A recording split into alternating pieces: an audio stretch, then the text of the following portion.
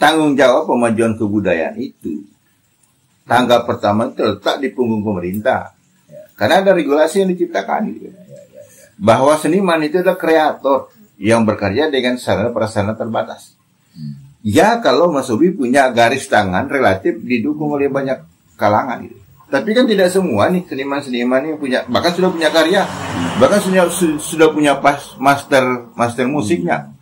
Tetapi kan nggak ada yang berani berinvestasi di bidang itu karena dianggap, dah, nunggu balik pokok deh dah.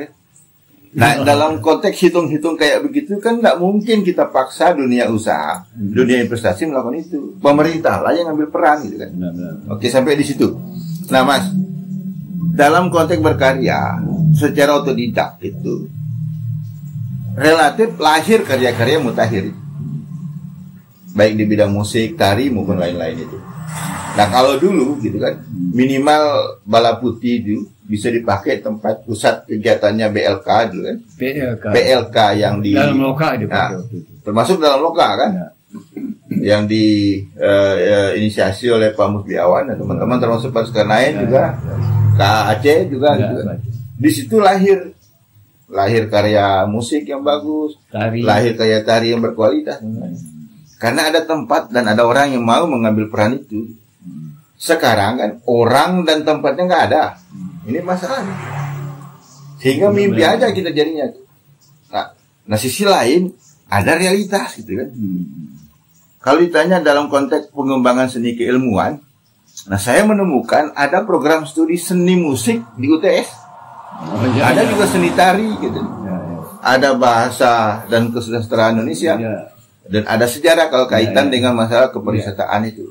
Tapi kan kita melihat minat mahasiswa Samawa ini untuk kuliah di tempatnya sendiri relatif rendah.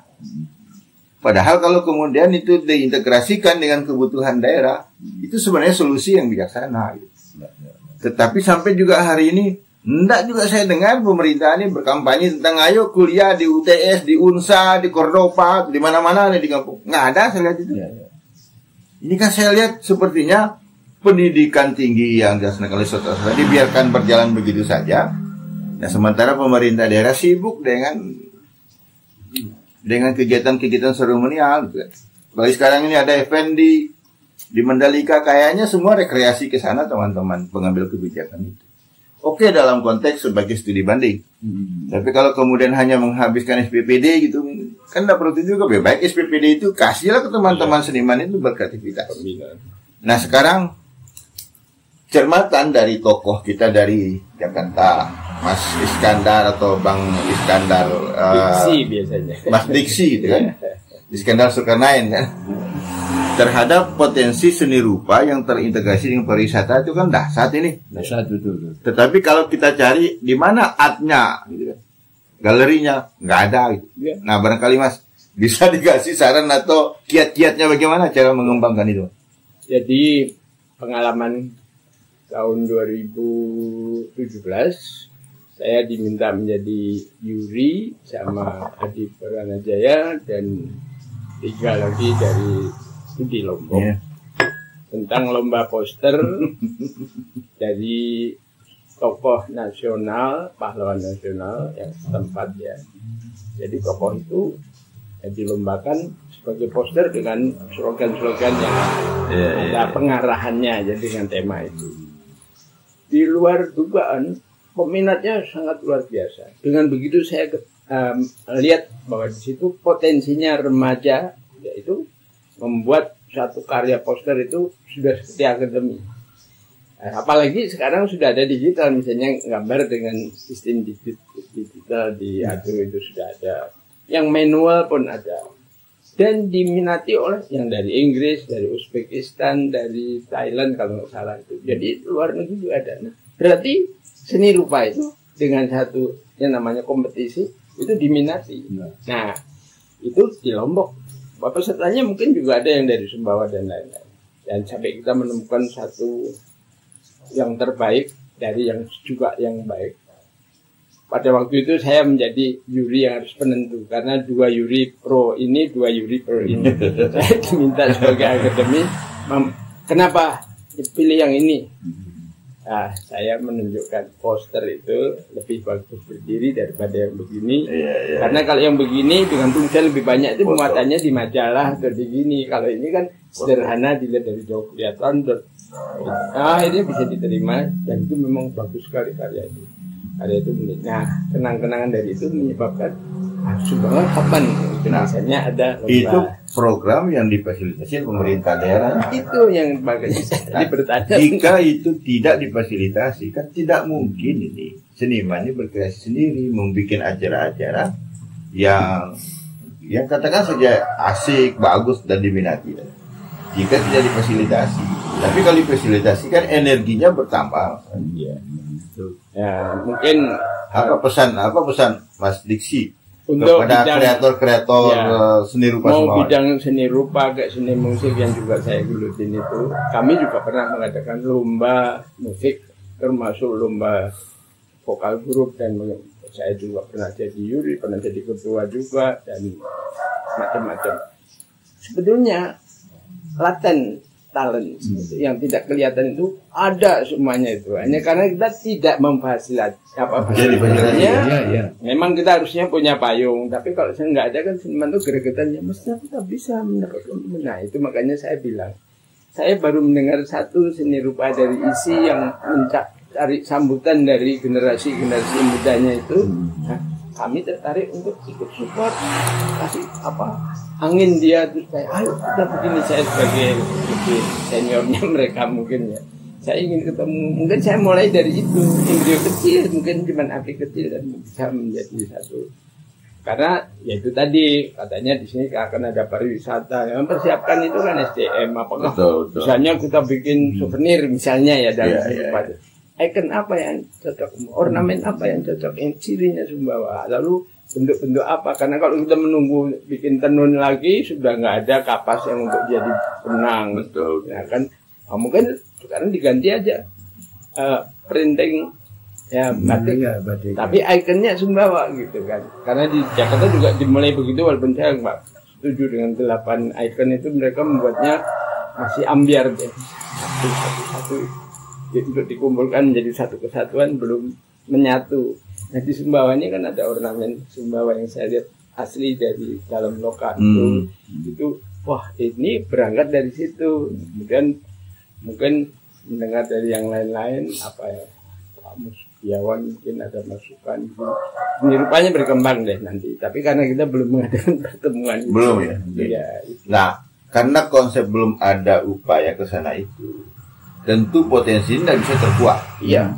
Potensi tidak bisa terkuak. Jadi saya kasih contoh misalnya, PGRI kemarin itu menyelenggarakan event di Cirpuis. Itu event dalam pelestarian sastra lawas sebenarnya, yang dikemasi dengan lagu. Tetapi dari situ ternyata kita menemukan realitas bahwa guru ini bisa bernyanyi setara aja dengan artis. Ini kan mutiara yang terpendam. Iya, laten. Nah, digali dengan kegiatan kayak begitu muncul lah mutiaranya. Tapi kalau tidak ada kegiatan kayak begitu, tidak akan muncul gitu kan. Iya. Nah, itu. Dan besok akan lagi dilaksanakan event guru bertilawah. Ya. Bisa saja besok akan lahir lagi kan. Ya. Ternyata guru itu bisa menjadi kori gitu kan. Ya. Nah, lagi digarap juga nih, misalnya guru-guru seni rupa untuk lomba melukis. Bisa saja nanti akan muncul pelukis-pelukis yang berbasis guru. Ini dari situlah penting kemudian dibikin semacam art-art atau galeri-galeri karya seni rupa gitu kan. Tetapi ini institusi yang bukan di bidangnya. Karena tujuan utamanya itu adalah mengajar, mendidik. Tetapi yang kita lakukan kemarin itu bagian dari menguak sumber daya lain selain kemampuan mengajar. Tapi kan tidak mungkin ini kita dorong menjadi profesional di bidang yang tambahan ini, karena bukan itu tugas utama. Sebenarnya ini cara lain, ini guru mengejek pengambil kebijakan gitu kan, dengan caranya tersendiri gitu kan. Kenapa potensi yang lain di masyarakat yang ada luas itu tidak dirangsang dengan cara seperti ini, hingga mutiara-mutiara yang relatif terpendam itu bisa muncul. Nah, sebagai pengamat kebudayaan nih, bagaimana Begini. Pak Aris Karnain melihat fenomena ini kan? Fenomena begini, kita mulai dari Sampai hari ini belum ada pemerintah atau DPR yang tersinggung gara-gara kegiatan ini. Ya. Kan saya mengundang itu harus ada yang tersinggung dengan kegiatan ini. Ya. Supaya apa? Karena ada peran yang tidak semestinya dilakukan. Ya. Tapi ada komponen lain institusi yang berkewajiban melakukan Tapi tidak. Memang peran kita masing-masing ya. Sebetulnya kalau kita berbicara daripada pembinaan kebudayaan dalam hari ini inklusif kesenian termasuk di dalamnya.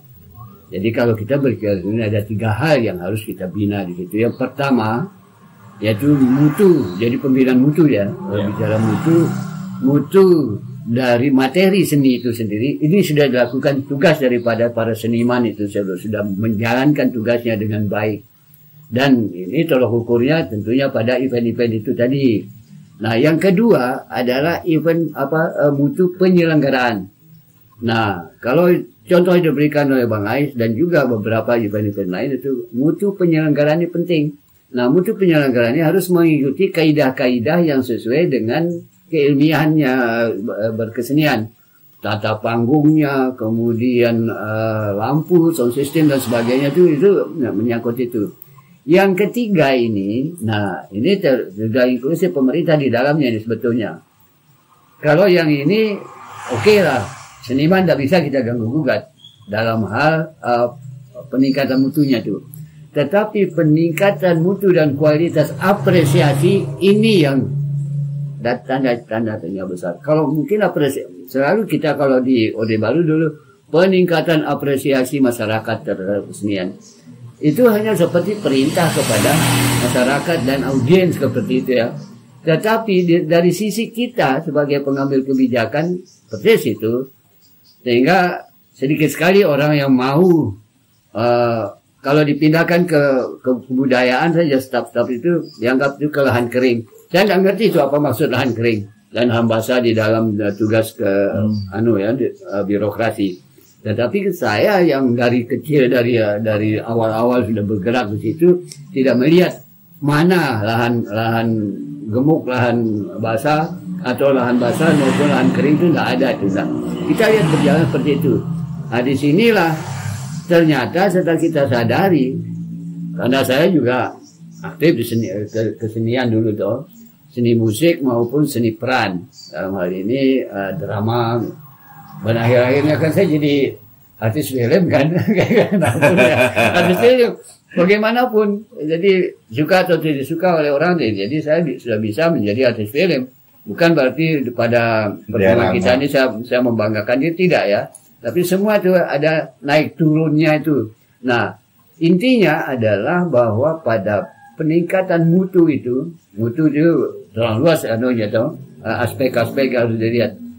Pada sisi itulah kita kurang sekali di situ. Apresiasi itu, bab apresiasi itu berfluktuasi. Kapan saatnya dia tuh berkehendak, kadang-kadang ya menentukan ya kita tuh melihat ini dari sisi masa, dari sisi waktu, dari sisi fasilitas. Nah, kalau di Jakarta atau di daerah-daerah maju, musim hujan pun orang berbondong-bondong datang ke tempat kesenian kalau ada kesenian. Tapi kita belum tentu itu, karena apa? Kita sudah ada terbuka di depan pahlawan, di depan di mana ya. Pula. Ya. Jadi luar biasa anunya itu. Jadi disebut itu sebagai apresiasi pemerintah atau apa? Saya juga tidak bisa menilai seperti itu. Yang penting kita, karena sebagai pelaku seni sekaligus juga sebagai birokrat seni, tentu kita berpikir beda dengan orang lain. Nah, orang lain melihat itu ya hanya kerja-kerja ya yang kering-kering aja dah. Kerja kering, silakan maunya kalian sila seperti itu. Okay. Jadi seolah-olah semuanya menjadi tanggung jawab kita, tenaga maupun pikiran, termasuk 3M-nya itu, M yang terakhir nggak tahu apa namanya itu. Ada apa tidak itu masalah lain itu. Nah, itu. Baik, terima kasih Pak Aris Karnain. Masih dalam konteks menggali mutiara di dalam lumpur itu. Nah, saya kemarin itu diundang oleh Mas Ubi dalam acara pelatihan balawas bagi guru-guru TK. Oh ya. di Kecamatan Lape ya, di Kecamatan Lopong, di TK Pertiwi Langam ya, TK Dharma Wanita Langam. Itu menarik itu.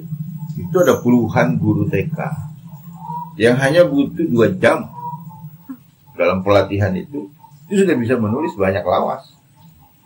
Nah, sesuatu yang selama ini kan tersimpan ini, potensi itu kan tersimpan itu. Tapi tidak ada yang memicu untuk kelahiran kemampuan-kemampuan yang tersebut.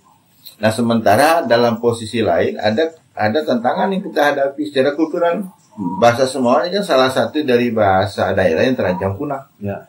Lawas atau lagu Semawa itu adalah salah satu solusi. Kombinasi 2 metode ini, pendekatan lawas, pendekatan lagu, relatif itu akan memperkaya kembali kosakata bahasa Semawa kan. Betul. Pada siapapun, pada guru, apalagi pada siswanya.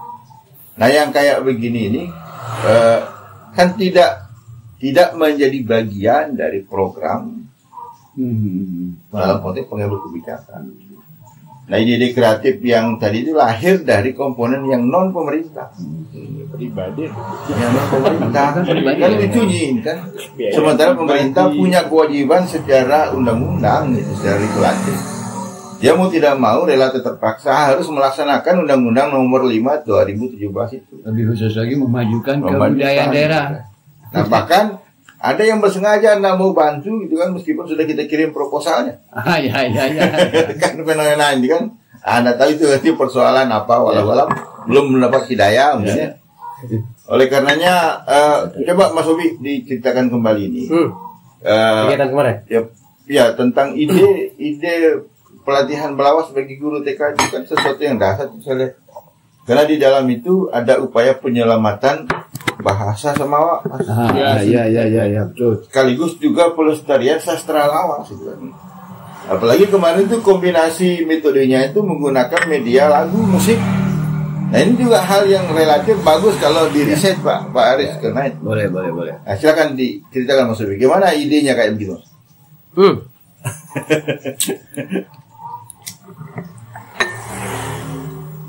Saya tuh gregetan tuh guys. Gregetan. Memang seniman itu mesti punya inovasi. Itu kata kuncinya. Seniman itu harus berinovasi sesuai dengan gelarnya beliau. Tapi gelar beliau ini saya laksanakan. Oke. Jadi saya beraksi. Gitu. Bagaimana caranya melestarikan lawas itu? Melestarikan sastra tutur kita itu yang hampir punah. Yang selama ini secara lisan secara lisan dicurahkan. Saya berpikir bahwa isi ini mesti dibumikan dari hal yang paling mendasar, dari pendidikan dasar. Jadi prasekolah itu, PAUD itu adalah pendidikan dasar, pembentukan pribadi dasar, pembentukan karakter dasar manusia. Nah, bila ini sudah terjadi di usia-usia emas ini saya bilang usia emas, maka ini akan teringat dalam memori pemikiran mereka itu sampai mereka tua nanti. Ini namanya golden age. Golden. Ini. Nah, karena itu maka sangatlah penting ini pelatihan lawas balawas ini saya laksanakan di tingkat gurunya. Kenapa? Kenapa saya berinisiatif itu untuk melaksanakan di tingkat guru? Karena guru-guru inilah yang mengajar di beberapa lembaga sekolah. Saya mau membangun dari dasarnya, gitu Bang Es. Nah, kalau gurunya sudah pandai belawas, maka karena begini Mbak Sisi, ini lawas ini adalah induk daripada semua kesenian-kesenian. Bahan bakunya adalah lawas.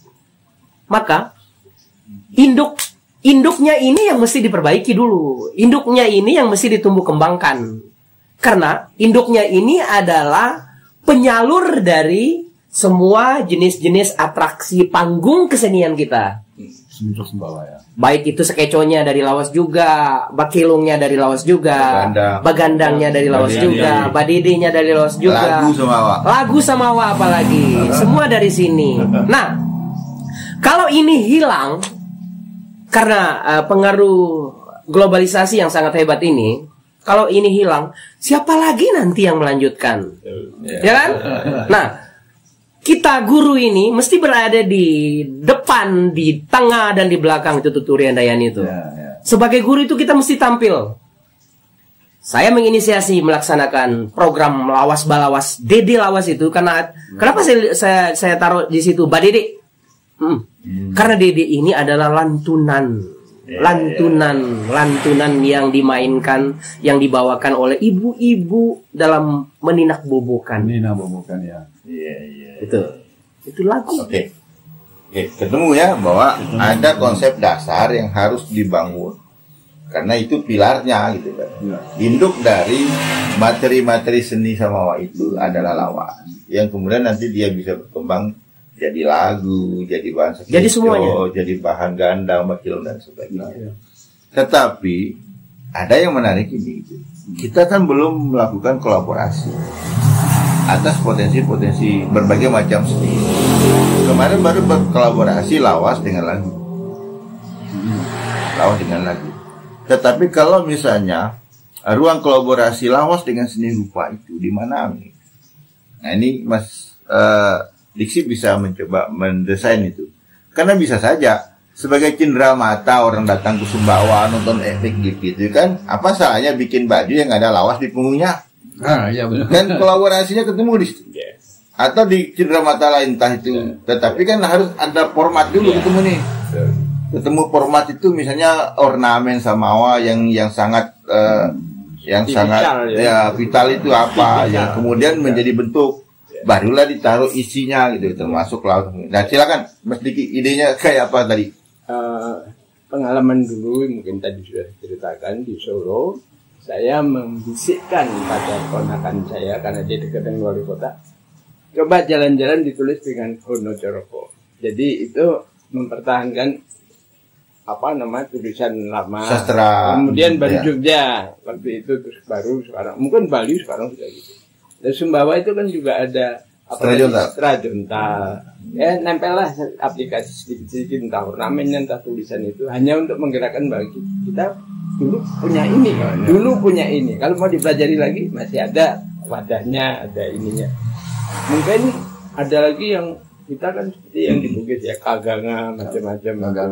Nah, itu supaya Strajontal kan dalam arti yang kayak begini ini itu bagian kecil daripada pengingat sesuatu masa-masa yang bisa diaplikasikan zaman sekarang mungkin masih ada di situ.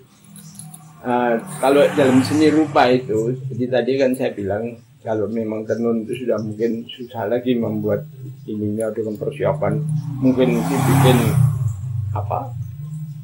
kapas dulu dan kemudian baru di manual dengan jentera itu ya. Jentera. Sudah sulit untuk harus begitu. Ya sekarang kita ya mungkin batik yang printing atau batik yang mixing ya antara printing sama itu ada gitu. Tapi muatannya itu adalah ikon-ikon Sumbawa yang nanti kita cari itu apa saja gitu kan. Bisa dilakukan ini cirinya Sumbawa itu seperti ini. Karena seperti saya lihat waktu bakti kan urusan perkawinan macam-macam itu ada ornamen-ornamen yang ini masih ciri Sumbawa, itu aja bisa dimasukkan.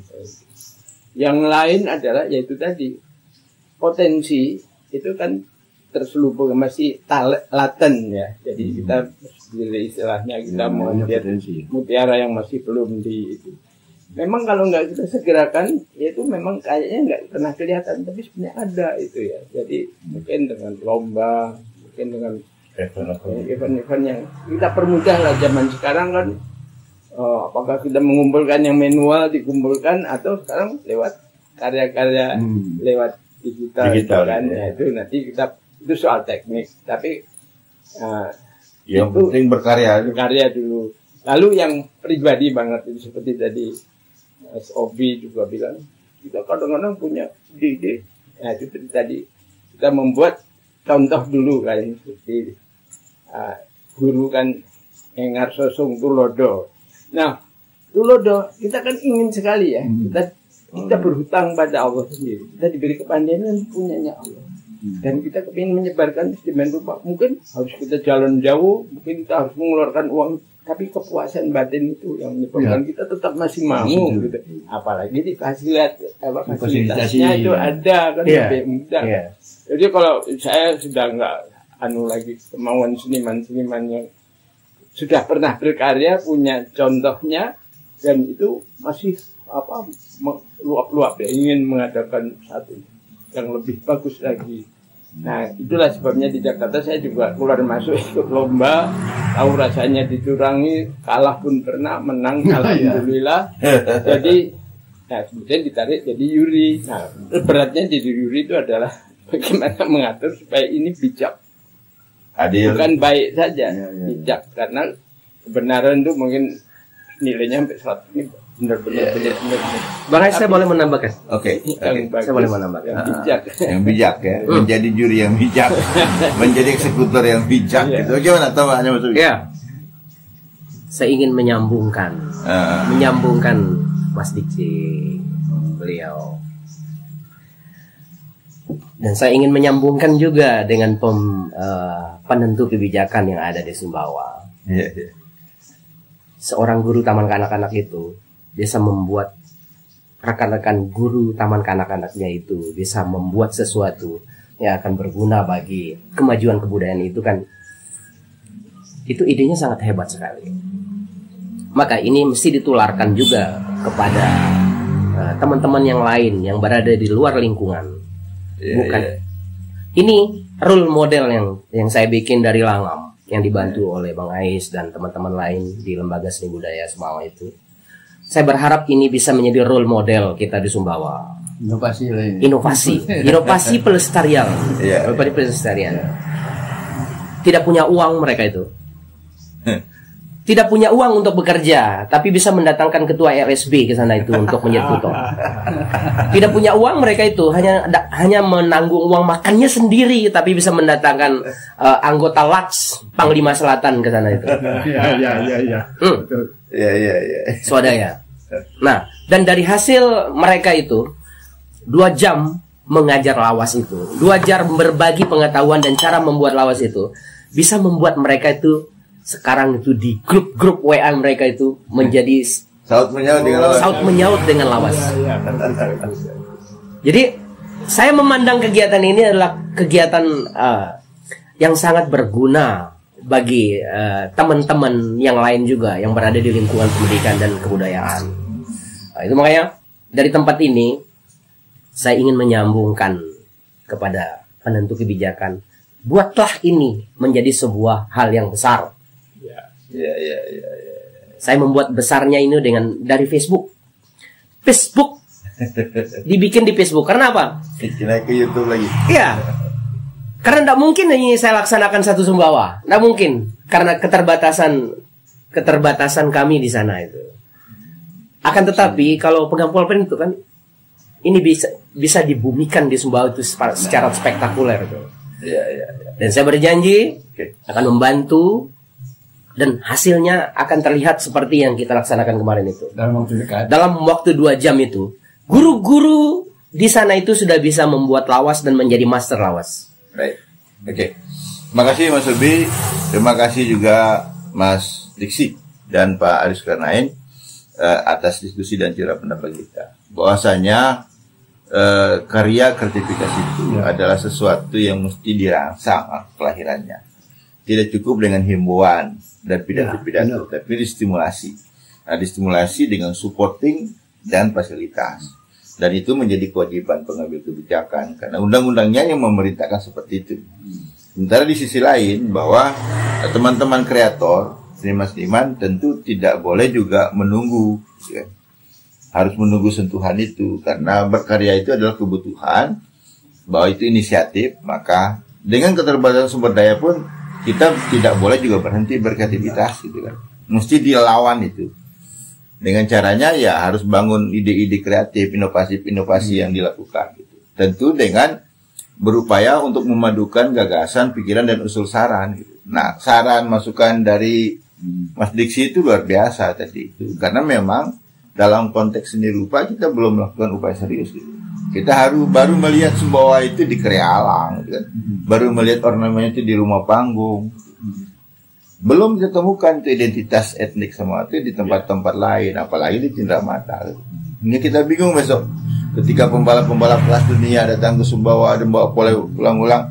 Masa kita mau kasih menjereal sama susu permen kebo kan, sama permen susu sama poteng gitu kan, lucu ini. Sementara ini era industrialisasi, industri pariwisata gitu kan, dan industri teknologi bahkan yang sekarang harus dilawan dengan eksistensi kultural gitu. Oleh karenanya diskusi ini tentu akan berlanjut pada episode berikutnya.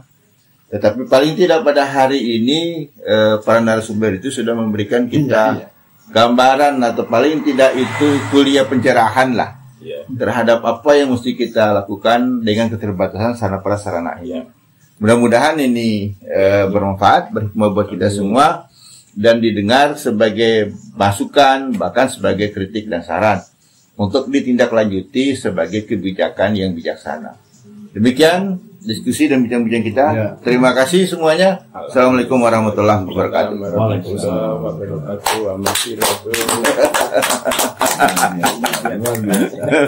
Luar biasa.